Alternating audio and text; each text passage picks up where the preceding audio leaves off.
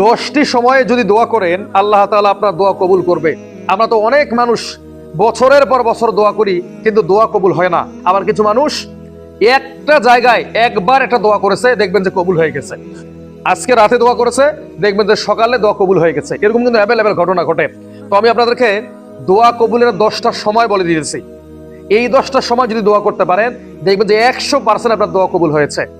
1 number হচ্ছে তাহাজ্জুদের নামাজের সময়। যখন পৃথিবীটা অন্ধকার হয়ে যায়, নিঝুম নিস্তব্ধ, আপনি শেষ রাতে উঠেন, 2 রাকাতের তাহাজ্জুদের নামাজ আদায় করেন, এরপর আল্লাহর কাছে চান, দেখবেন যে আপনার দোয়া কবুল হয়ে গেছে।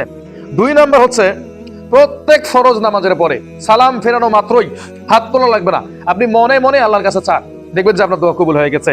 3 নাম্বার হচ্ছে জুমার দিনে আসর থেকে নিয়ে মাগরিব পর্যন্ত এই সময় আপনি দোয়া করেন, দেখেন আপনার দোয়া কবুল হয়ে গেছে। 4 নাম্বার হচ্ছে ইফতারের আগ মুহূর্তে, সারাদিন রোজা রেখেছেন, খাবেন, একটু পরে আজান দিবে, এই সময় আপনি একটু দোয়া করেন, দেখবেন যে আপনার দোয়া কবুল হয়ে গেছে। 5 নাম্বারে লাইলাতুল কদরের রাত্রে বা শবে কদরের রাত্রে বা 27 রাত্রে, এই রাত্রে আল্লাহর কাছে দোয়া করেন, দেখেন দোয়া কবুল হয়ে গেছে। 6 নাম্বার হচ্ছে আজান ও একামতের মাঝে, আজান যখন হয়ে যায় আর মধ্যবর্তী যে সময় থাকে ফরজ নামাজের আগে, এই সময় দোয়া করেন, দেখেন দোয়া কবুল হয়ে গেছে।